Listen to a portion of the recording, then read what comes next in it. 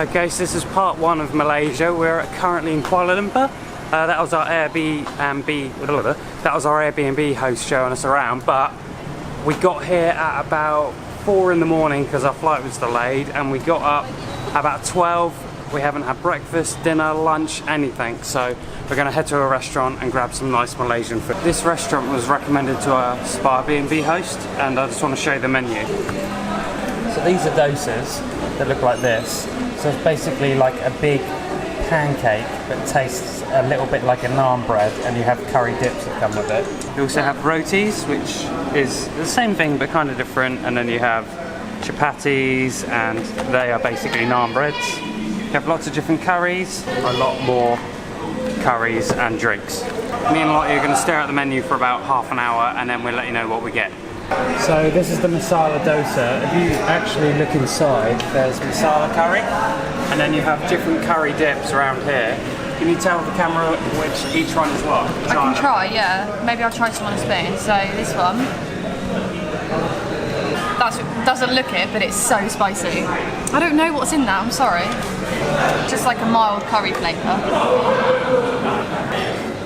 It's another curry. That's like tomatoey. It's really spicy too. Veggies. And now in Malaysia, it's actually more traditional and more of the local way of life to eat using your hands. No knife, no spoon, nothing. You just rip a bit off and eat it. But that's also for curry and rice. So don't be surprised if later on in the video you see someone with a handful of curry and rice eating it. To me, it looks a bit strange, but it's the way they do it. We're going to do a little bit of shopping around the local shopping mall, and then we're going to You should film some of this because people love to see foreign supermarkets. yeah, we'll show you around the supermarket. Right guys, so I'm just looking at soy milk. Don't know whether to get any soy milk. I might come back here. I might look if I'm going to get cereal or not. Also, these coffee things are like really nice. Do you know normally you buy like a coffee drink from a shop and you want it to wake you up, but it doesn't? These like really wake you up. It's so nice. It's Coca-Cola like squash or cordial, so you like put a tiny bit in, I guess put water or sparkling water, and it makes Coke. It's on offer as well, so it's a little bit cheaper. So we headed back to the Airbnb after doing a bit of shopping, but did you record what we bought? no, I didn't record what we bought. What did we buy? A load of water, some cereal, breakfasty stuff, coffee, some milk, some coffee. Fruit's really cheap here as well. This would be a good test because we've got a ceiling fan going on, so hopefully it's not too windy. But as you can see from outside, if I show you, it's a nice day. But that's coming over, so I think we're just going to have a chill for the rest of the evening, and I'm going to maybe start editing a video, and then we're going to just go to and then we're just going to go to a local restaurant for dinner and just proper mong out. But tomorrow we're going to go on a little adventure around town, so I'm going to end this now and we'll see you in the morning. 8 hours later. Just about to jump on a grab taxi, and our bloke's called Amazing Bin Man.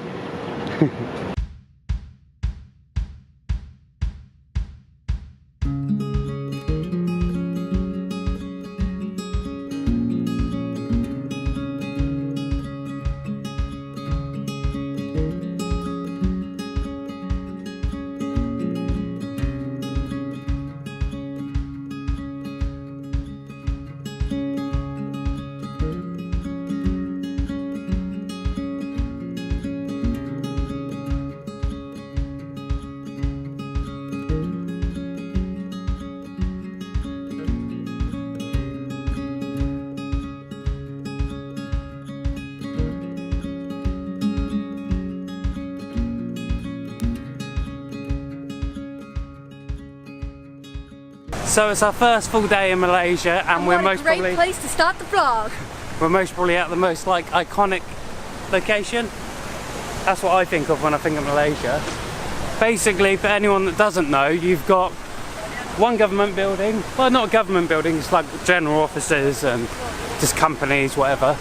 And then you can go up here onto this floor.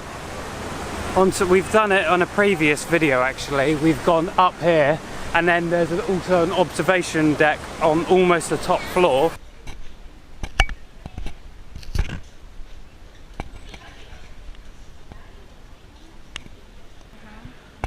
Yeah. But today, instead of going up, we're going to show you what's actually inside the Kuala Lumpur Tower. Inside, to get to either side of the tower, it's mirrored, but there's one over there and there's one just here. You need a key card to get up. So and then like you stop to vlog, and then I'm like, we can't get up there. We'll try sneak up there, but you need a key card to get past, so we can't get up there. I don't want to ruin it for anyone, what they're just about to see, but it's maybe not as interesting as you thought it was going to be. But inside is basically a quite nice shopping mall. It is actually the dome from the middle bit of the tower. So if I move around the corner, kind of make out the tower just here. So the tower is either side of where we're standing right now. How much are the toilets? 2. 2? And they're being cleaned, so you can't go in anyway. Alright, so something quite interesting. First toilets on this floor. Yeah, so something quite interesting. There's toilets on every level here, but you have premier paid toilets here. We did want to go inside, but it's closed for cleaning. Basically, it is Harrods, Rolex, and all designer shops. What do you think of it in here?